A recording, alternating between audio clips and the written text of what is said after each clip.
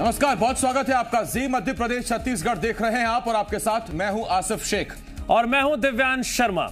उत्तर प्रदेश में 7वें चरण के चुनाव के संपन्न होने के साथ ही अब बारी है एग्जिट पोल के नतीजों की। एक्सक्लूसिव हम आपको खबर दिखाएंगे, आंकड़े दिखाएंगे कि एग्जिट पोल के नतीजे क्या कुछ कहते हैं। 10 तारीख को नतीजे आने हैं, लेकिन उससे पहले एग्जिट पोल क्या कुछ कह रहा है। उत्तर प्रदेश की बात करें, उत्तराखंड की बात करें, मणिपुर की बात करें, गोवा की बात करें, पंजाब की बात करें, किसको कितनी सीटें मिल सकती हैं, टीवी स्क्रीन पर ग्राफिक्स के जरिए हम आपको आंकड़े दिखा रहे हैं। तो एक लंबा इंतजार खत्म हुआ, 7 चरण निपट चुके हैं और आज आखिरी चरण का मतदान हो गया है और अब बारी है एग्जिट पोल की। 10 मार्च को आने हैं नतीजे। सबसे पहले उत्तर प्रदेश की बात कर लेते हैं। एग्जिट पोल के मुताबिक जी डिजाइन बॉक्स ने जो सर्वे किया उसके मुताबिक समाजवादी पार्टी को 138 से 157 के बीच सीट मिलती हुई दिखाई दे रही है। बीएसपी के प्रदर्शन की बात करें 5 से 11, कांग्रेस को 4 से 9 और जो अन्य हैं उन्हें 3 से 5 सीटें मिलती हुई दिखाई दे रही हैं। यानी यहां पर बीजेपी एक बार फिर उत्तर प्रदेश में सरकार बनाती हुई दिखाई दे रही है, जिसे 223 से 248 के बीच सीटें मिल सकती हैं। तो 5 राज्यों में विधानसभा चुनाव हुए, उत्तर प्रदेश, उत्तराखंड, मणिपुर, गोवा और पंजाब। इन 5 राज्यों में किसका डंका बजेगा, एक एक करके स्टेट हम आपको बताएंगे। सबसे पहले हम बात कर रहे हैं उत्तर प्रदेश की, देश का सबसे बड़ा सूबा, और कहते हैं कि दिल्ली तक अगर आपको जाना है तो यूपी की राह पकड़नी पड़ेगी। यूपी से ही होकर दिल्ली का रास्ता जाता है और ऐसे में यूपी सबसे बड़ा राज्य, 400 से ज्यादा सीटें। और जी मीडिया का एग्जिट पोल, जी डिजाइन बॉक्स का एग्जिट पोल क्या कहता है आपकी टीवी स्क्रीन पर। इसमें बीजेपी गठबंधन को 223 से 248 सीटें जाती दिखाई दे रही हैं। समाजवादी पार्टी सबसे बड़ी पार्टी बीजेपी के बाद उभरती हुई नजर आ रही है। 138 से 157 सीटें समाजवादी पार्टी को मिल सकती हैं। बसपा को 5 से 11, कांग्रेस को 4 से 9 और अन्य की संख्या में 3 से 5 जा सकती है। नतीजे वो भी सामने आ गए, जरा उस पर भी चर्चा कर लेते हैं। उसके मुताबिक बीजेपी को और उनके सहयोगियों को 288 और माफ कीजिएगा 66 और बीएसपी को 3 से 9, कांग्रेस को 1 से 3 के बीच सीटें मिलती हुई दिखाई दे रही हैं और अन्य को 2 से 3 के बीच सीटें मिलती हुई दिखाई दे रही हैं। तो यहां पर 288 से 326, यानी कि 2017 का प्रदर्शन एक बार फिर से योगी के लीडरशिप में बीजेपी दोहरा सकती है। तो वहीं अगर हम बात करें समाजवादी पार्टी की, समाजवादी पार्टी को फायदा जरूर मिलता हुआ दिखाई दे रहा है। पिछली बार 47 सीटें रही थी, इस बार प्रदर्शन बेहतर हो सकता है, लेकिन सरकार बनाती समाजवादी पार्टी नहीं दिखाई दे रही है। तो जी मीडिया डिजाइन बॉक्स का हमने आपको एग्जिट पोल दिखाया, साथ ही साथ हम आपको दूसरे एग्जिट पोल भी दिखाएंगे और आपको एक तस्वीर का अंदाजा हो जाएगा कि 10 मार्च को आखिरकार होने क्या वाला है।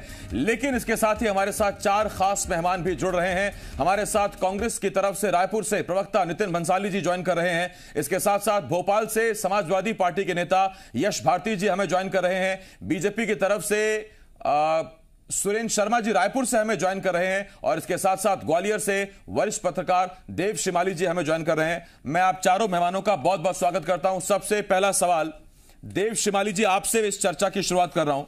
सर, एग्जिट पोल आपने देख लिए हैं। एग्जिट पोल में सबसे पहले मैं उत्तर प्रदेश से जुड़ा सवाल आपसे पूछना चाहता हूं। 24-25 करोड़ की आबादी वाला यह प्रदेश, सबसे बड़ा सियासी सूबा, और इसमें एग्जिट पोल जो ज्यादातर कह रहे हैं उसमें बीजेपी की सरकार बनती दिख रही है और योगी रिपीट कर रहे हैं। इन एग्जिट पोल से आप कितना इत्तेफाक रखते हैं और इन एग्जिट पोल के आंकड़ों से आप कितना इत्तेफाक रखते हैं? देव शिमाली जी, एक बात और जोड़ना चाहूंगा इस सवाल में। मुख्यमंत्री शिवराज सिंह चौहान ने भी उत्तर प्रदेश का दौरा किया था, चुनावी सभाएं की थी, तो वहीं छत्तीसगढ़ के मुख्यमंत्री भूपेश बघेल भी लगातार यूपी के दौरे पर रहे थे। सीनियर ऑब्जर्वर के तौर पर उन्हें जो जिम्मेदारी दी गई थी उन्होंने भी दावे किए थे। बिल्कुल, देखो एग्जिट पोल आ गए हैं और अब एग्जैक्ट पोल का इंतजार है। और जो जितने भी एग्जिट पोल अभी आए हैं और हमने देखे हैं, लगभग सभी में अभी भारतीय जनता पार्टी की को आगे बढ़ते हुए दिखाया गया है, सरकार बनाने की दिशा में बताया गया है। लेकिन उत्तर प्रदेश में एग्जिट पोल बहुत ज़्यादा एकदम रिजल्ट नतीजे वैसे नहीं आते हैं जैसे कि होना चाहिए। जो उत्तर प्रदेश में बदलाव दिखाई दे रहा था वो हालांकि सीटों में भी दिखाई दे रहा है। अखिलेश यादव जो 47 सीट पर थे वो बढ़ के 150 के आसपास पहुंचने की स्थिति में पहुंच रहे हैं। तो वो ये वही परिवर्तन है जो हम लोगों ने उत्तर प्रदेश में जगह जगह घूम के देखा, जो लोगों से बात की, तो वो दिखाई दे रहा है।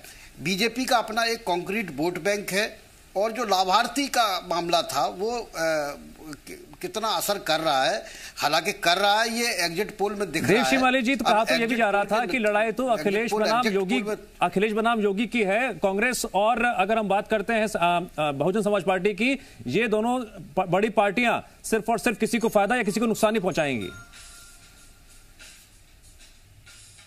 नहीं तो देखिए, एग्जिट पोल भी यही बात कह रहे हैं, जो कहा जा रहा था वही बात एग्जिट पोल भी कह रहे हैं।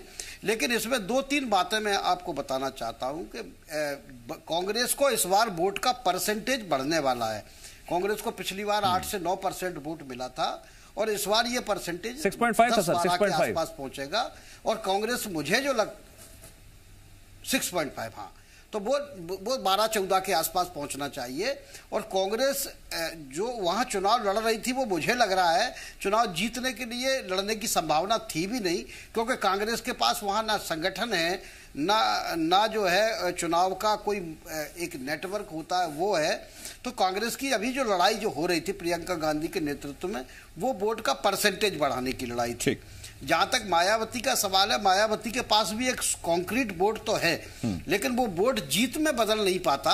इसलिए नहीं बदल पाता कि उसको किसी न किसी एक बड़े वर्ग की जरूरत होती है, जो इस बार मायावती की पार्टी के साथ नहीं जुड़ रहा था। 2 बातें वहां अफवाहें चल रही थी पूरे उत्तर प्रदेश में कि मायावती को दिए जाने वाले वोट का मतलब है बीजेपी को दिए जाने वाला वोट। इन अफवाहों का मायावती लगातार खंडन भी करती रही और निशाना भी साधती रही। इसका नुकसान समाजवादी पार्टी को होगा, ये कहा जाता रहा। मैं इस पर आ रहा हूं देव शिमाली सर आपके पास। नितिन भंसाली जी, मुख्यमंत्री भूपेश बघेल का एक बयान मुझे याद आया। जी मीडिया के ही एक संवाददाता ने नोएडा दौरे पर भूपेश बघेल साहब से पूछा था कि संगठन के बिना कैसे यूपी में जीत हासिल करेंगे, तो भूपेश बघेल साहब ने कहा था उस वक्त कि वो पुरानी बात थी, अब संगठन भी तैयार है, अब हम पूरी ताकत से लड़े भी हैं। तो फिर क्या वजह है कि एग्जिट पोल, अलग अलग एग्जिट पोल में 4 से 9 सीटें ही कांग्रेस को मिलती दिख रही हैं, इतने बड़े प्रदेश में, जिस प्रदेश में 400 से ज्यादा सीटें हों? देखिए आसिफ जी, मैं जब से टीवी चैनल्स में डिबेट में बैठना मैंने शुरू किया है, और हर बार चुनाव के नतीजों के समय एग्जिट पोल के डिबेट में मैं बैठता हूं, तो मैं हमेशा एक स्टैंड पे कायम रहता हूं। मैं एग्जिट पोल पे नहीं, मैं एग्जैक्ट पोल पे भरोसा करता हूं, और हम एग्जैक्ट पोल का ही वेट कर रहे हैं। अब कोई ये कैसे कह सकता है कि जहां पर 450 सीटों, वहां पर यदि 50,000 या 1 लाख या 1.5 लाख लोगों का यदि सर्वे करके हम ये कहें कि इसकी सरकार बनेगी या उसकी नहीं बनेगी, और वहां पे मतदाता यदि हम देखें तो करोड़ों की संख्या में, तो ये मुझे ऐसा लगता है कहना जल्दबाजी होगी। पर हाँ, कांग्रेस उत्तर प्रदेश में भी निर्णायक स्थिति में होगी और अन्य राज्यों में भी। कितनी सीट्स आप एक्सपेक्ट कर रहे हैं भंसाली जी? मतों की एग्जिट पोल्स को अगर आप दरकिनार कर रहे हैं तो कितनी सीट्स आप एक्सपेक्ट कर रहे हैं? नहीं फंसता, नहीं, बिल्कुल मैं आंकड़ों का माया जाल नहीं करता आसिफ जी, और ये मुझे आता नहीं आंकड़ों का माया जाल खेलना। पर मैं ये जरूर कहता हूं कि निर्णायक स्थिति में रहेंगे, बंसाली जी बेहतरीन प्रदर्शन करेंगे उत्तर प्रदेश, बंसाली जी, और बाकी 4 राज्यों में भी बेहतर प्रदर्शन होगा, और हमारी कोशिश होगी सरकार बनाने। ठीक है बंसाली जी, अगर आपको मेरी आवाज आ रही हो, मैं दिव्यांश बोल रहा हूं। मेरा सवाल आपसे यह है कि कुछ तो एक्सपेक्टेशंस आपकी रही होंगी, कुछ तो आपने भी पूर्वानुमान लगाया होगा, होमवर्क किया होगा। कितनी सीटें आपको मिलती हुई दिखाई दे रही है? अगर आप निर्णायक भूमिका में रहेंगे या फिर समाजवादी पार्टी को नुकसान पहुंचाएंगे और बीजेपी को फायदा पहुंचाएंगे, ऐसा भी होगा क्या? आप सीनियर एंकर हैं, आप घुमा फिरा के मुझे यही पूछना चाह रहे हैं। मैं समझ रहा हूं आपकी बात। हमारे पास उत्तर प्रदेश में खोने के लिए कुछ नहीं था, ना कुछ है, जो कुछ है पाने के लिए है, और पा रहे हैं और बेहतरीन पाएंगे। वोट शेयर भी बढ़ेगा, सीटें भी बढ़ेंगी, और हम निर्णायक स्थिति में रहेंगे। ठीक, बंसाली साहब लौट रहा हूं आपके पास। एग्जिट पोल पे मैं बिलीव नहीं करता। बंसाली जी आता हूं आपके पास। यश भारती जी हैं हमारे साथ समाजवादी पार्टी की तरफ से। यश जी, फिल्म का डायलॉग था, खुश तो बहुत होंगे आप, लेकिन मैंडेट मिलता नजर नहीं आ रहा है, बहुमत मिलता नजर नहीं आ रहा है। तमाम कोशिश के बावजूद साथियों ने नुकसान पहुंचाया है क्या? ऐसे साथी जो कभी साथ थे? नहीं, ऐसा कुछ भी नहीं होने जा रहा है। जनता ने भरपूर समर्थन दिया है। अभी ये तो एग्जिट पोल हैं, एग्जिट पोल जो अभी आना बाकी है उस पर हम लोग सब देखेंगे, उस पर चर्चा करेंगे। 3 दिन शेष हैं, आ रहे अखिलेश हैं, तो आप भी देखेंगे। ये भारतीय जनता पार्टी के लोग हैं, जो आपके चैनल पे खूबसूरत तस्वीर देख रही है, जहां मेरे साथी आसिफ बैठे हैं और दूसरी तरफ दिव्यांश भाई बैठे हुए हैं, जो भारतीय जनता पार्टी ने 80-20 का नारा देकर के चुनाव लड़ा और देश को अपंग बनाने का काम किया, एक पूरे हिस्से को काटने की राजनीति करी है लगातार, और देश में वो बदलाव होगा। बंगाल में बदलाव हुआ, अब उत्तर प्रदेश में भी बदलाव होगा। जी यश भारती जी, वोट बैंक की राजनीति को आप बखूबी समझते हैं। जी मैं सुन रहा हूं आपकी बात। हाँ, वोट बैंक की राजनीति को आप बखूबी समझते हैं और उत्तर प्रदेश के लिहाज से आप देखते हुए आए हैं, उसका असर भी कितना रहा है इतिहास गवाह है। कांग्रेस पार्टी ने जिस तरह से चुनावी मैदान में कूदी, प्रियंका गांधी की लीडरशिप में मुख्यमंत्री भूपेश बघेल भी लगातार दौरे पर रहे, क्या उसका नुकसान भी समाजवादी पार्टी को होता हुआ नजर आ रहा है क्या? लोकतंत्र का पर्व है, हर पार्टी का अधिकार है चुनाव लड़े, चुनाव में आए, अपनी बात रखे, लेकिन भारतीय जनता पार्टी ने अपने चुनावी घोषणा पत्र को तो रखा ही नहीं। मुख्यमंत्री की आपने बात करी, मुख्यमंत्री शिवराज जी उत्तर प्रदेश गए, उत्तराखंड गए और मध्य प्रदेश की राजधानी भोपाल में आके पत्रकारों से बोलते हैं कि उत्तर प्रदेश तो गया, उत्तराखंड भी हमारे हाथ से जा रहा है। ये उत्तर प्रदेश के में मुख्यमंत्री शिवराज जी ने जो दौरा किया है उसका सर्टिफिकेट उन्होंने यहां दे दिया। तो जो भारतीय जनता पार्टी के लोग हैं, इसीलिए आप देखिएगा जो पिछले चुनाव थे, भारतीय जनता पार्टी के छोटे नेता से लेकर बड़े नेता तक उत्तर प्रदेश में सक्रियता से दिखे आपको, और इस चुनाव में कोई भी बड़ा नेता उतनी सक्रियता से नहीं दिखा, यहां तक कि खुद योगी जी केशव प्रसाद मौर्य जी के चुनाव प्रचार तक में नहीं गए। तो ये दिखाता है कि इन्होंने अपने हथियार पहले ही डाल दिए थे और ये गलत चीजों का साथ देने की कोशिश कर रहे हैं। इसीलिए भी मैं एक टीवी चैनल की डिबेट में था तो मैंने वहां बात करी भारतीय जनता पार्टी के साथी से, और यहां भी मैं बात रखूंगा कि अगर कैराना के अंदर एसडीएम छैनी हथौड़ा और हथियार लेकर के जा रहा है जहां ईवीएम रखी हुई है, तो आप उस कृत्य का समर्थन करेंगे कि बुराई करेंगे? जीत हार किसी की भी हो, आज जीत हार के परिणाम नहीं आए हैं। इसी तरीके से अगर कानपुर की मंडी के अंदर जहां ईवीएम सुरक्षित रखी है, वहां जहां डीएम को भी जाने की 2018 में मध्य प्रदेश विधानसभा के बाद आप और हम साथ मौजूद थे, तब यस आपने कहा था 2 से 3 सीटें आ रही हैं समाजवादी पार्टी की, केवल बबलू भैया अपनी सीट निकाल पाए थे। हालांकि उस टाइम एग्जिट और एग्जैक्ट पोल कैसे बदले थे वो एक अलग चीज है। आज तो हम यूपी की बात करें, मैं लौटता हूं आप पर। सुरेंद्र शर्मा जी हमारे साथ हैं। सुरेंद्र शर्मा जी, सीटें तो कुछ कम हो रही हैं लेकिन ज्यादातर एग्जिट पोल आपकी सरकार बनाते दिख रहे हैं।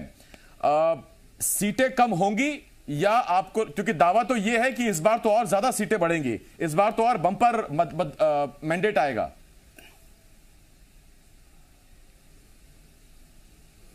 देखिए, आगाज इतना शानदार है तो अंजाम उससे कहीं ज्यादा शानदार होगा।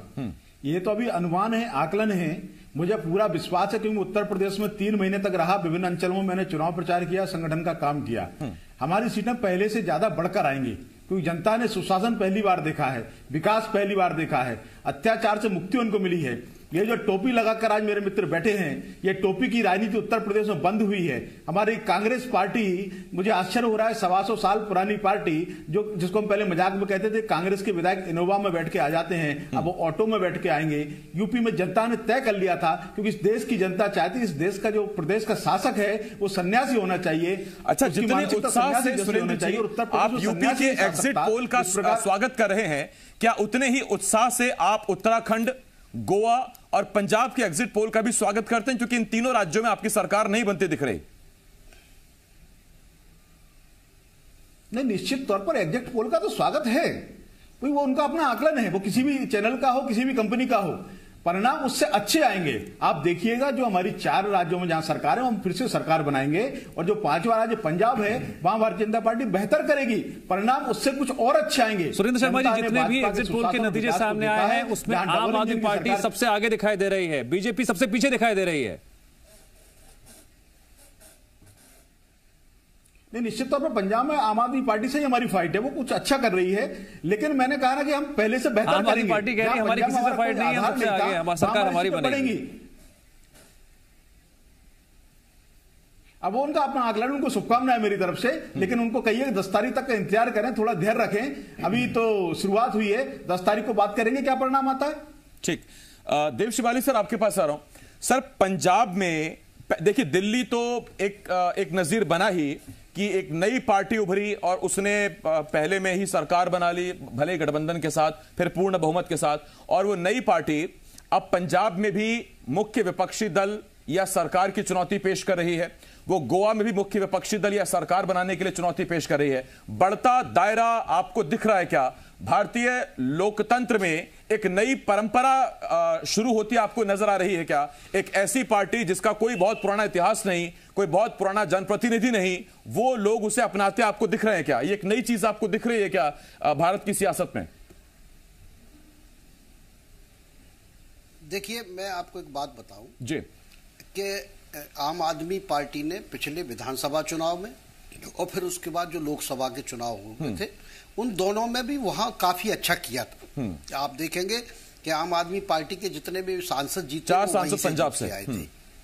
सबसे ज्यादा विधायक अगर जी और सबसे ज्यादा विधायक अगर दिल्ली के बाद उनके थे तो पंजाब में ही थे, तो वो उनका काम चल रहा था। दूसरा क्या है कि कांग्रेस जो है गृह कलेश से इतनी मारी हुई पार्टी है कि उसका तो मतलब कब क्या हो जाए कुछ कह नहीं सकते। जब पंजाब का चुनाव ही ले लें, जब पंजाब का चुनाव हुआ था तो मेरे जो दोस्त हैं जिन सबसे बात होती थी, तो ये लग रहा था कि कांग्रेस के पक्ष में एक तरफा बिल्कुल माहौल है। किसान आंदोलन था ही, बाकी सब था ही। लेकिन आप देखिए कि चुनाव आते आते कांग्रेस कहां खड़ी हो गई, और कांग्रेस के खिलाफ में किसी ने कोई प्रचार नहीं किया। आम आदमी पार्टी ने अपना प्रचार किया, कांग्रेस के खिलाफ तो सिर्फ कांग्रेस नहीं सर, लेकिन भगवंत मान भी तो फैक्टर रहे। पहले चेहरा नहीं था, पर चेहरा भी सामने रखा गया मुख्यमंत्री का। नहीं, मैं वही कह रहा हूं, मैं उसकी बात ही नहीं कर रहा। भगवंत मान चेहरा रहे, पार्टी के नेता थे। पहले भी भगवंत मान भले ही चेहरा घोषित नहीं थे, लेकिन वही थे, और वो सांसद का चुनाव भी जीते थे बाद में। लेकिन कांग्रेस तो पूरे समय सिद्धू के अगर अभियान देखेंगे तो हर 48 घंटे बाद चन्नी के खिलाफ और कांग्रेस की सरकार के खिलाफ लगातार बयान आते रहे। तो इसका जो वोटर है वो दिग्भ्रमित हो गया।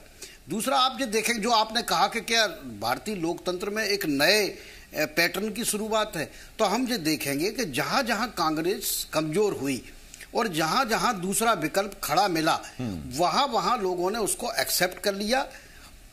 अब ये भले ही संयोग की बात हो और मानो न मानो, अगर 3 बार कांग्रेस किसी भी राज्य में हार गई तो फिर उस राज्य में वापस नहीं लौट पाई। और ये उत्तर प्रदेश इसका बहुत बड़ा उदाहरण है। कोई दल हुआ हो, 3 दशक 36 साल 35 साल उत्तर प्रदेश उदाहरण है, उड़ीसा उदाहरण है, कर्नाटक। श्रीमाली सर, मैं आ रहा हूं आपके पास। नितिन भंसाली जी, उड़ीसा देख लीजिए। इस बार आपने चेहरा बदल दिया, इस बार आपने नेतृत्व बदल दिया। प्रियंका गांधी ने पूरी की पूरी कमान अपने हाथ में ले ली, लेकिन कम से कम एग्जिट पोल में, और देखिए सर, एक होता है एग्जिट पोल और एक होता है ये, हाँ उस पर भी बात करेंगे। पूरा चेहरा बदला, नेतृत्व बदला, और उसके बाद हुआ ये कि बहुत कुछ बदलाव होता दिख नहीं रहा है। अब केवल नेताओं के पास ये जिम्मेदारी अपने ऊपर लेने के अलावा कोई चारा बचेगा नहीं। ऐसा कुछ भी नहीं है। निश्चित तौर पर आपको कांग्रेस उत्तर प्रदेश में, बाकी राज्यों में तो है ही, उत्तर प्रदेश में भी गेन करती हुई दिखेगी आपको। जैसा कि आपने अभी आपने बताया पिछले चुनाव में 6.5% वोट शेयर था। देखिएगा इस बार चुनाव में वोट शेयर भी लगभग 3 गुना बढ़ेगा, और बिल्कुल निश्चित तौर पर कांग्रेस निर्णायक स्थिति में होगी। और मैं फिर इस बात को दोहराऊंगा कि ये एग्जिट पोल है, एग्जैक्ट पोल नहीं है। एग्जैक्ट पोल के नतीजे जो हैं, आप 1.5 या 2 लाख लोगों का सर्वे करने के बाद आप करोड़ों, 4-5 करोड़ मतदाताओं का मुझे नहीं लगता कि आप रुझान जान सकें। ठीक है, अपने तो उत्तराखंड में आपकी सरकार बन रही है, एग्जिट पोल के मुताबिक उसको भी नकार रहे हैं क्या भंसाली जी? हम कहीं पे भी एग्जिट पोल को इसलिए नहीं मानेंगे। ठीक है, अच्छी बात है, न्यूज चैनल्स है, आज वोटिंग खत्म हुई है, अपना अपना आकलन कर रहे हैं। पर देखिए, यदि एग्जिट पोल को ही माने तो हम छत्तीसगढ़ की ही बात करें। छत्तीसगढ़ में जो चीजें अपने पक्ष में हैं, बीजेपी को चीजें अपने पक्ष में है वहां मानने को तैयार है, लेकिन क्या हुआ नहीं आसिफ, वहां मानने को तैयार नहीं। अभी भंसाली सर, मैं इस पर आपसे चरणवार भी पूछूंगा सवाल। एक छोटे से ब्रेक के लिए हमें यहां रुकना होगा, क्योंकि कमाल की बात यह है कि आज हम जो एग्जिट पोल बता रहे हैं वो 5 स्टेट्स का है, और 5 स्टेट्स में किसी एक पार्टी की सरकार नहीं बन रही है। इसका मतलब यह है कि एक पार्टी यह दावा नहीं कर सकती, कोई भी पार्टी, कि यह वाला एग्जिट पोल आपका खराब है और यह वाला ठीक है। अब कौन किसमें आगे निकल रहा है और चरणवार कैसे चीजें आगे बढ़ेंगी, यह मैं आपको बताएंगे। छोटे से ब्रेक के लिए मैं रुकना होगा।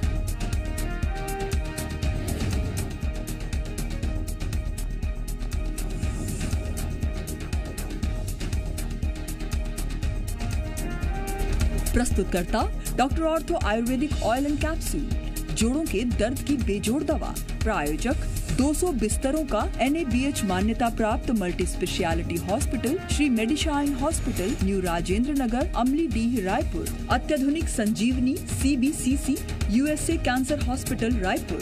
Maths university, ready for life, Raipur Chhattisgarh. All for health, health for all, NHMMI Raipur Chhattisgarh. और educating for excellence academic world school, Bebipura Chhattisgarh.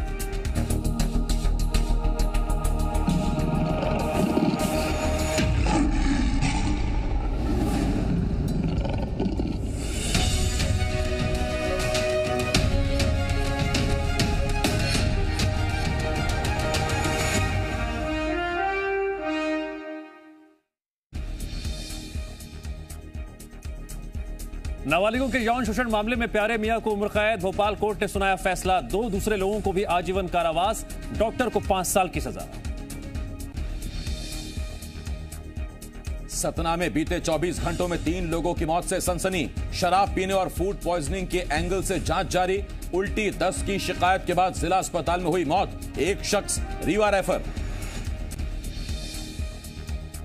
Surguja में बच्चों को जहर देकर पिता ने लगाई फांसी। बेटी और पिता की मौत, 1.5 साल के बच्चे की हालत गंभीर। 6 पेज का सुसाइड नोट बरामद। खरगोन में नेशनल हाईवे के पास चला प्रशासन का बुलडोजर। लोगों के विरोध के चलते भारी पुलिस बल तैनात।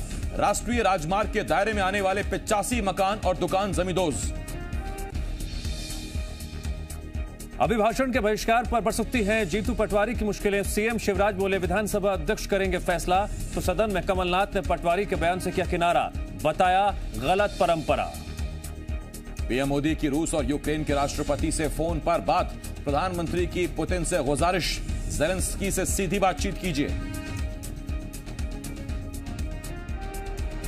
प्रस्तुतकर्ता 90 वर्षों से महिलाओं की नंबर 1 आयुर्वेदिक औषधि व टॉनिक हेमपुष्पा। प्रायोजक सर्दी खांसी के लिए वैद्य ऋषि कासकल्प चटनी। 011 2554 2554। सुयश हॉस्पिटल, गुदियारी रोड, रायपुर छत्तीसगढ़। और केसरी मरहम एवं तैलम, वर्षों से दर्द पे सबसे ज्यादा असरदार।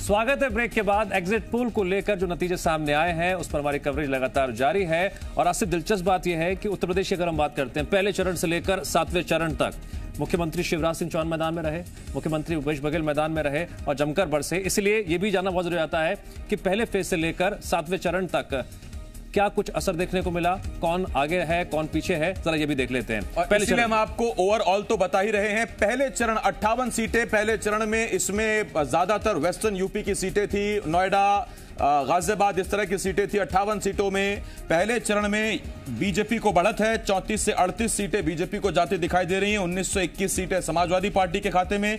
बसपा को 1 या 2 सीट मिल सकती है। कांग्रेस के खाते में 1 भी सीट जाती दिखाई नहीं दे रही है और अन्य के खाते में भी कोई सीट जाती नजर नहीं आ रही है। ये पहले चरण के बारे में हमने आपको बताया। दूसरे चरण में समाजवादी पार्टी को ज्यादा सीटें मिलती हुई दिखाई दे रही हैं। दूसरे चरण के मुताबिक बीजेपी को 21 से 23 और अगर हम बात करते हैं समाजवादी पार्टी को 29 से 33, बीएसपी को 1 से 2 और कांग्रेस को 0। और अन्यों की बात करें तो इसके खाते में भी कोई सीट जाती हुई दिखाई नहीं दे रही है। यानी कुल मिलाकर रास्ता है कि दूसरे चरण में समाजवादी पार्टी को फायदा होता हुआ दिखाई दे रहा है। तो दूसरे चरण में जहां पहले चरण में बीजेपी आगे थी, दूसरे चरण में समाजवादी पार्टी बढ़त लेती दिखाई दे रही है। 29 से 33 सीटें दूसरे चरण में अखिलेश यानी समाजवादी पार्टी के खाते में जा सकती हैं। तीसरे चरण की बात करते हैं, इसमें हाथरस, शिकोहाबाद, इटावा, ये जो सीटें थी इस इलाके में चुनाव था। और तीसरे चरण में जो सीटें जा रही हैं उसके मुताबिक आपको बता दें कि अन्य के खाते में कोई नहीं, बीजेपी बढ़त लेती दिखाई दे रही है। 38 से 42 सीटें मिल सकती हैं। 17 से 19 समाजवादी पार्टी को, बसपा को और अन्य को कोई सीट नहीं और कांग्रेस के खाते में 1 या 2 सीट जाती दिख सकती है। ठीक है, अब चौथे चरण की बात कर लेते हैं। चौथे चरण के में बीजेपी को फायदा मिलता हुआ दिखाई दे रहा है। बीजेपी के को 41 से 45 सीट, समाजवादी पार्टी को 14 से 16 सीट, बीएसपी को 1 से 2 सीट, वहीं कांग्रेस और अन्य के खाते में एक भी सीट जाते हुए दिखाई दे रही है। चौथे चरण की दिलचस्प बात करें तो मुख्यमंत्री शिवराज सिंह चौहान ने दावा किया था चौथे चरण के समापन के साथ ही कि चौथे चरण में ही बीजेपी को बहुमत मिल गया है। तो ये अब पांचवें चरण की देखिए स्थिति क्या है। समाजवादी पार्टी को 18 से 20 सीटें जाती दिख रही हैं। पांचवें चरण की स्थिति ये है और इसमें खास बात यह कि बीजेपी को अच्छी खासी बढ़त, यानी समाजवादी पार्टी से करीब करीब दोगुनी सीटें, 36 से 40 सीटें बीजेपी के खाते में जाती दिख रही हैं। बसपा के खाते में एक भी सीट नहीं। कांग्रेस को 1 से 3 सीट पांचवें चरण में मिल सकती है और अन्य के खाते में 1 से 3 सीटें जा सकती हैं। छठे चरण की बात करें तो छठे चरण में 57 सीटों पर मतदान हुआ, जिसमें 30 से 34 सीटें बीजेपी को जाती हुई दिखाई दे रही हैं। समाजवादी पार्टी के 19 से 22 सीटें, बीएसपी को 1 से 3, कांग्रेस को 1 से 3 और अन्य के खाते में एक भी सीट जाती हुई इस बार नहीं दिखाई दे रही हैं। अब बात करते हैं सातवें चरण की। तो सातवें चरण में 54 सीटों पर पोलिंग हुई थी। इसमें टफ मुकाबला रहा समाजवादी पार्टी और भाजपा के बीच। भाजपा को 23 से 27, जबकि समाजवादी पार्टी गठबंधन को 22 से 26 सीटें। बसपा के खाते में 1 से 3, कांग्रेस के खाते में 101 या 2 और अन्य के खाते में 1 से 3 सीटें आपको जाती दिखाई देती हैं। सातवां चरण अभी आज ही कंप्लीट हुआ है और आज ही ये चुनाव था और ये घोसी, मऊ, इधर ये सीटें थी कुल सातवें चरण में। इस बार एक बार और भी गौर करने वाली बात है कि 2017 के कंपैरिजन में इस बार वोटिंग परसेंटेज थोड़ा सा कम हुआ है। क्या इसका नुकसान या फायदा किसी को होगा? एग्जिट पोल्स कह रहे हैं बीजेपी को नुकसान हुआ है, लेकिन सरकार उसकी बनती हुई दिखाई दे रही है। सियासी पंडित और इतिहास कहता है कि जब मैंडेट वाली सरकारों के वक्त में अगर वोटिंग कम हुई है तो यह इशारा करता है कि सरकार के प्रति यह रुझान है। लेकिन क्या वाकई ऐसा है और एग्जिट पोल भी क्या उसी की तरफ इशारा कर रहे हैं? मैं सीधा चलता हूं, जरा सुरेंद्र जी आपसे इस बार चर्चा की शुरुआत करता हूं और सवाल बड़ा सीधा सा है। बड़ा कुछ थोड़ा सा कंफ्यूजन है इस बात को लेके कि पहले और दूसरे चरण में आधा वेस्टर्न यूपी बटा हुआ है, आधा इधर आधा उधर, और ये वो बेल्ट है जहां बड़ी तादाद में किसान हैं और वो किसान दिल्ली में भी मौजूद थे। तो किसान आंदोलन का असर क्या हुआ है? एक चरण में आप लीड ले रहे हैं और दूसरे चरण में समाजवादी पार्टी। किसान भी बट गया क्या? नहीं, ना ही किसान बटा और निश्चित तौर पर हमको ये चिंता का विषय था कि पूर्व जो वेस्टर्न यूपी है वह एक चिंता का विषय भारतीय जनता पार्टी के लिए था। लेकिन जिस प्रकार का मतदान हुआ है, जिस प्रकार से वहां वोट किया है, यही कहा था हम कुछ किसानों को समझाने में नाकाम रहे और ये कुछ शब्द इस्तेमाल करने का मतलब ही था कि किसान बट गया। कुछ ठीक थे, कानून के साथ थे, कुछ कानून के साथ नहीं थे। नहीं, किसान बिल्कुल नहीं बटा। देखिए, जो चुनाव हुआ है मुद्दों के आधार पर हुआ है, विकास के आधार पर हुआ है, सुशासन के आधार पर हुआ है। किसान कोई मुद्दा इस चुनाव में नहीं रहा और अगर मुद्दा रहता तो हमारी सीटें शायद पहले और दूसरे चरण में कम आती। हमारी सीटें पहले चरण में पहले से ज्यादा बढ़ रही है, दूसरे चरण में हम लगभग बराबर पर जा रहे हैं। तो निश्चित तौर पर किसान ने भारतीय जनता पार्टी को वोट किया है, वह मुद्दा इस चुनाव में प्रभावी नहीं रहा है। इस चुनाव में चूंकि जो हम जिस वेस्टर्न यूपी की बात करते हैं, वहां कैराना के दंगे हुए, वहां जिस प्रकार से तुष्टीकरण हुआ, जिस प्रकार से सपा की सरकार में लोगों ने गुंडाइज्म देखा है, जिस प्रकार से हिंदुओं को वहां पलायन करना पड़ा, लोगों ने निश्चित तौर पर योगी के राज में रालोद को नकार रहे हैं पूरी तरीके से? आतंक योगी जी ने समाप्त किया है। क्या आप समाजवादी पार्टी की सहयोगी दल रालोद को नकार रहे हैं पूरी तरीके से? सर, मैं समाजवादी पार्टी के दावे को जनता ने नकार दिया, इस पार्टी को नकार दिया है। ये वो पार्टी है जो परिवार की पार्टी है, जिस परिवार में बाप बेटा आपस में झगड़ रहे हैं, चाचा भतीजे आपस में झगड़ रहे हैं, जिस परिवार में कार्यकर्ता सरेआम परिवार के मुखिया के साथ बदतमीजी करते हैं। ठीक है यश भारती जी, पार्टी को जनता ने नकारा है। ठीक है, इन को नकारने का विषय नहीं है। ठीक है यश भारती जी, हर पार्टी की अपनी पॉलिटिकल स्ट्रेटेजी होती है जी। अगर बीजेपी कानून व्यवस्था के मुद्दे पर जनता से वोटों की अपील कर रही थी तो ऐसे कई मुद्दे थे जिसको लेकर आप भी घेर रहे थे। मुख्यमंत्री शिवराज सिंह चौहान जब रैली कर रहे थे, उन्होंने अखिलेश को आज का औरंगजेब बताया था। उन्होंने यह भी कहा था कि अपराधी अखिलेश राज में खिलखिलाते थे, आज के दौर में बिलबिलाते हैं योगी राज में। तमाम तरह की ऐसे बातें कही थी और लगातार हमलावर रहे थे। इस पर आपका रिएक्शन क्या? कानून व्यवस्था के मुद्दे पर योगी सरकार को वोट में अगर जीतते हैं तो यह एक बड़ा विषय रहा। दिव्यांश भाई, सबसे बड़ी बात है, हमारे भारतीय जनता पार्टी के साथी ने बोला कि उत्तर प्रदेश की जनता ने पहली बार सुशासन देखा, एक अच्छी सरकार देखी है। यानी ये अपने कल्याण सिंह जी को ठुकरा देते हैं, वो सरकार नकारा थी, निकम्मी थी। ये राम प्रकाश गुप्ता जी को नकारते हैं, वो नकारा थे, निकम्मे थे। राजनाथ सिंह जी को नकारते हैं, वो नकारा थे, निकम्मे थे। पहली बार भारतीय जनता पार्टी की सरकार में सुशासन आया। इससे पहले जितनी भी सरकारें थी भारतीय जनता पार्टी की, वो नकारा और निकम्मी थी। ये प्रमाण पत्र इन्होंने आपके चैनल के माध्यम से दिया है। दूसरी बात, आप ये कह रहे हैं सुशासन की बात, सुशासन क्या इसको कहेंगे कि मुख्यमंत्री के गृह क्षेत्र गोरखपुर में एक व्यापारी व्यापार करने जाता है, होटल में ठहरता है, पुलिस जाती है, उसको मार देती है, क्या अपराध था उसका? भारती जी सुनिए ना, सॉरी टू इंटरप्ट यू, मैं बोल रहा हूं लेकिन बीच में सर बात है। दूसरी बात सर, आप ये सारे मुद्दे आप जनता के बीच लेके जा चुके हैं, जनता ने वोट कर दिया है, जनता ने अपने मताधिकार का इस्तेमाल कर लिया है, अब नतीजों की बारी है। अब यही तो देखने वाली बात है। मैं भी उसी बात पे कह रहा हूं, किन मुद्दों पर उसी बात का स्पष्टीकरण। देखिए, जनता ने बेरोजगारी पे वोट दिया है, जो शिक्षा का स्तर गिरा है, जो स्वास्थ्य का स्तर गिरा है, जो ये झूठी सरकार ने झूठ बोलने का काम किया है। विधानसभा में इन्होंने बताया कि कोविड काल में एक भी व्यक्ति की ऑक्सीजन की कमी से मौत नहीं हुई। ये झूठ था या नहीं था, ये आप सब लोगों ने दिखाया।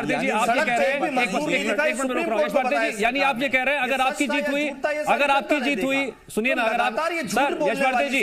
यश भारती जी, अगर आपकी जीत हुई तो यानी जनता ने बेरोजगारी के मुद्दे पर और किसानों के मुद्दे पर वोट दिया, लेकिन अगर आपकी हार हुई तो फिर ये माना जाएगा ना कानून व्यवस्था के मुद्दे पर वोट दिया जनता ने। सच और झूठ का चुनाव है, ये सच और झूठ का चुनाव है, 80-20 का चुनाव नहीं है।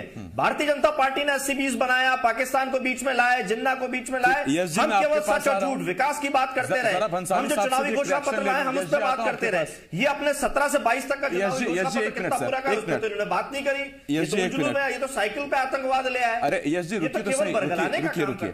नितिन बंसाली जी, मैंने बात करी, मुख्यमंत्री भूपेश बघेल नोएडा आए थे, मुख्यमंत्री भूपेश बघेल मथुरा गए थे, और यश भारती जी एक मिनट, यश भारती जी, अरे रुकिए सर, जिस दिन आपकी सरकार बनेगी सब सुनेंगे। एक मिनट बंसाली जी, कुछ कह रहे हैं, एक मिनट बंसाली साहब, बघेल साहब नोएडा आए थे, गाजियाबाद आए थे, अरे सुरेंद्र जी आप भी रुकिए एक मिनट सर, और वो मथुरा भी गए थे, और ये सारी सीटें जो हैं ये फर्स्ट फेज की सीट है। बलदेव, मथुरा, नोएडा, गाजियाबाद, ये फर्स्ट फेज की सीट है, और फर्स्ट फेज कहता है कि आप वहां चुनाव प्रचार करके आए हैं, लेकिन वहां सुपड़ा साफ होता दिखाई दे रहा है। और पहले फेज में स्थिति यह कि कांग्रेस को एक भी सीट मिलती दिख नहीं रही है, जबकि वहां छत्तीसगढ़ मॉडल को जनता के सामने रखा गया था, गोधन न्याय योजना को सामने रखा गया था। तो केवल वहां कांग्रेस की हार हो रही है या छत्तीसगढ़ मॉडल की भी साख दांव पर लगी हुई है? छत्तीसगढ़ मॉडल की तो इन 5 राज्यों में चुनाव में चर्चा हुई है, और मोदी जी को खुद ये बात बोलनी पड़ी, और उस मॉडल की इनडायरेक्टली उन्होंने उस तरीके की गोधन न्याय योजना जैसी योजना को यूपी में लागू करने की बात भी कही। इतना यदि बीजेपी कॉन्फिडेंट थी तो वाराणसी और बनारस में मोदी जी को इतना बड़ा कैंप क्यों करना पड़ा? क्यों देश के प्रधानमंत्री को उत्तर प्रदेश में इतना फोकस करना पड़ा? कहीं ना कहीं दाल में काला है। अब आप ये कहते हैं कि दिखाई दे रहा है, मैं तो वही स्टैंड पे कायम हूं, जब जो स्टार्टिंग में जो बात मैंने कही अभी भी वही कह रहा हूं कि कुछ हुआ नहीं है। ये सिर्फ एग्जिट पोल है, एग्जैक्ट पोल नहीं है। और चूंकि मैं छत्तीसगढ़ में रहता हूं, छत्तीसगढ़ में एग्जिट पोल मैंने विधानसभा चुनाव में बहुत अच्छे से देखे, अन्य राज्यों में भी देखे। ठीक है, एक आकलन हो सकता है, कुछ लाख लोगों का सर्वे हुआ होगा, उस आधार पर यह कहा जा सकता है। लेकिन यह मैं कह देता हूं आपको कि हम 5 राज्यों के चुनाव में सिर्फ उत्तर प्रदेश को ही इस डिबेट में ज्यादा फोकस कर रहे हैं। 4 राज्यों में तो हम सरकार बनाएंगे। अब बचा आपका उत्तर प्रदेश, तो उत्तर प्रदेश में भी मैं आपको बता दूं कि कांग्रेस गेन करेगी, जिस सवाल को मेरे सहयोगी दिव्यांश हम लड़े हैं और हमारी लड़ाई का उसी सवाल को मैं बहुत क्लियरली आपसे पूछता हूं।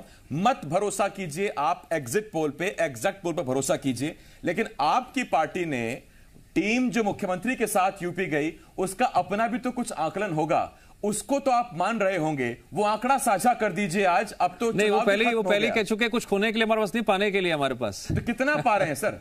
पूरा ग्लास पा रहे हैं, 80% पा रहे हैं, 70% पा रहे हैं, बता दीजिए। ये किसने कहा अभी खोने और पाने वाली बात? आपने नहीं कही? खोने और पाने वाली बात खोने को सर आपने ही तो कहा था ये।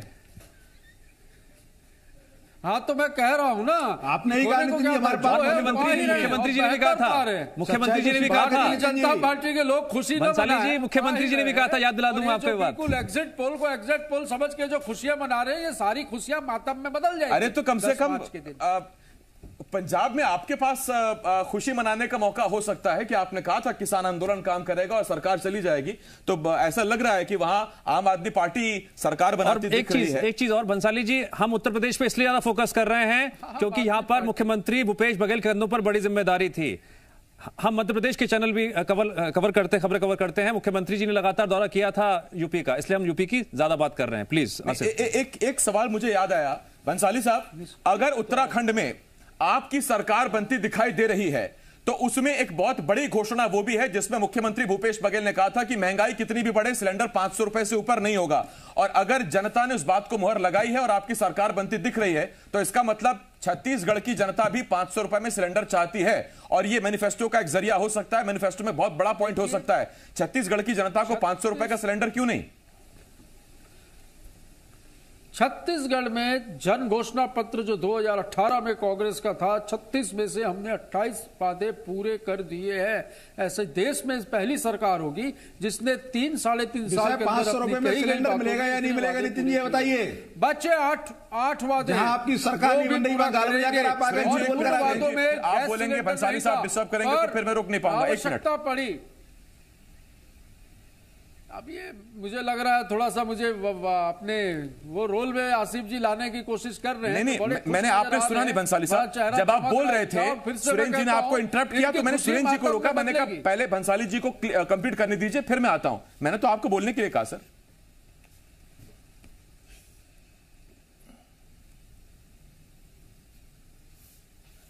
लगता आवाज नहीं पहुंची बंसाली साहब तक। मैं लौट रहा हूं बंसाली साहब आपके पास। देव शिमाली सर, किसान आंदोलन इसका असर पंजाब में दिख रहा है क्या? आम आदमी पार्टी, ना कांग्रेस, ना भाजपा, ना श्रोमणी अकाली दल, आम आदमी पार्टी आगे बढ़ रही है। वेस्टर्न यूपी जहां बहुत बड़ी तादाद में किसान है जो दिल्ली में बैठा हुआ था और पहले फेज में जब यह कहा जा रहा था कि देखिए वेस्टर्न यूपी में भी चीजें बदल जाएंगी, वेस्टर्न यूपी में किसान है वो बीजेपी का विरोध करेगा जस्ट बिकॉज ऑफ 3 कृषि कानून, वहां तो बीजेपी बढ़त लेती नजर आ रही है। 34 से 38 सीटें बीजेपी को जाती दिख रही है पहले चरण में। और ये वो इलाका है जो गन्ना बेल्ट है, वो इलाका है जहां किसान बड़ी तादाद में है। लेकिन एक चीज है मैं जोड़ना चाहूंगा आसिफ सवाल के साथ। शिमाली जी एक मुद्दा यह भी है कि अगर किसानों का मुद्दा ऐसा मुद्दा है जिसको लेकर वोट इधर से उधर जा सकता है तो फिर ये वोट कांग्रेस के पक्ष में क्यों नहीं जा रहा है? मुख्यमंत्री भूपेश बघेल ने तो ये तक वादा कर दिया था हम कर्ज माफी कर देंगे सरकार बनते 2 घंटे में।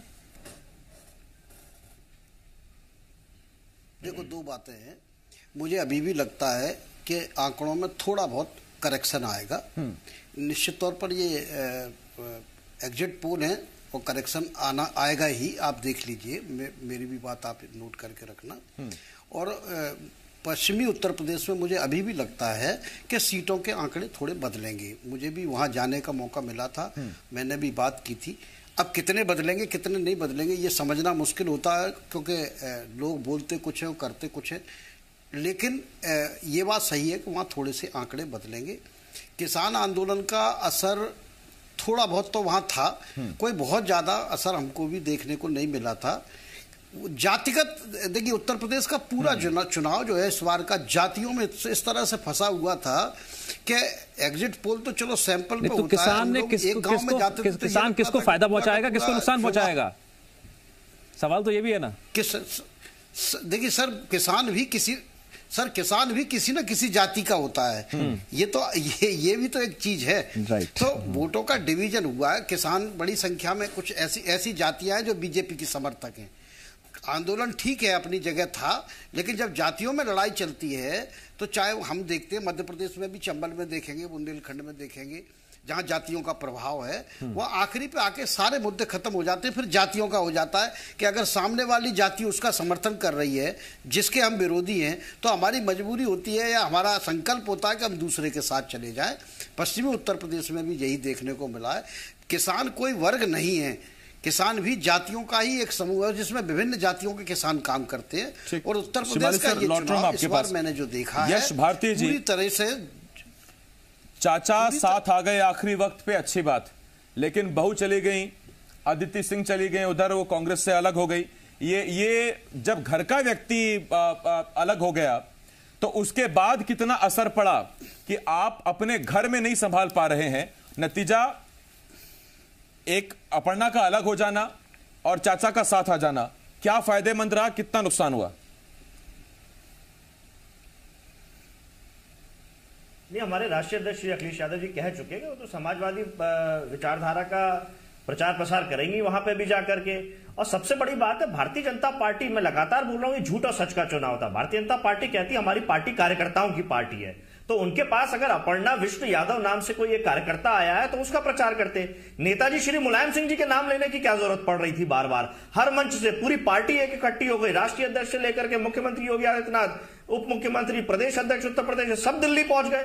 पार्टी लखनऊ से चलती है, उत्तर प्रदेश से चलती है, चुनाव उत्तर प्रदेश में था, दिल्ली जाने की क्यों आवश्यकता पड़ी? क्योंकि नेताजी का इतना बड़ा ऑरा है, इतना बड़ा उनका कार्य क्षेत्र है, जनता में उनकी पकड़ है, केवल उसको तोड़ने के लिए झूठा प्रचार किया। अपर्णा यादव जी की खुद की क्या भूमिका है? क्या भारतीय जनता पार्टी ने कहीं उनको कोई सीट से चुनाव लड़ाया, कोई पदाधिकारी बनाया, कोई इनकी जवाबदारी तय की? केवल नेताजी का नाम इस्तेमाल करके देव शिमाली जी आखिरी क्वेश्चन करने का काम किया गया और कुछ नहीं हुआ। देव शिमाली जी, मेरा आपसे आखिरी सवाल है सर, इस चर्चा का आखिरी सवाल आपसे है। ठीक है, सुनिए प्लीज, आखिरी सवाल रुकिए। आखिरी सवाल यह है कि जो एग्जिट पोल के नतीजे सामने आ रहे हैं, क्या एग्जिट नतीजों में भी यही तस्वीर सामने आएगी? चंद शब्दों में जवाब दीजिए। देखिए, तस्वीर जो भी सामने आए, सवाल देव शिमाली जी से है। मैंने लगातार भाजपा के साथियों से पूछा। सर आपसे नहीं है, ये सवाल शिमाली जी से है। जज जी छैनी हथौड़ा लेकर के जा रहा है तो भारतीय जनता पार्टी, शायद आवाज नहीं आ रही, आवाज डाउन कर दीजिए। ठीक है, शिमाली जी, सुरेंद्र जी आपके लिए शुभ हो नतीजे। नितिन जी आप कुछ नवीन करें, नूतन कर दें इस बार चुनाव में, सबको शुभकामनाएं हैं। बाकी देव शिमाली सर तो हमारे साथ हैं, एक छोटे से ब्रेक के लिए हमें रुकना होगा। यश जी रुक कहां रहे हैं? बहुत धन्यवाद है आपका हमारे साथ जुड़ने के लिए। छोटे से ब्रेक के लिए हमें रुकना होगा। आप देखते रहिए जी मध्य प्रदेश छत्तीसगढ़।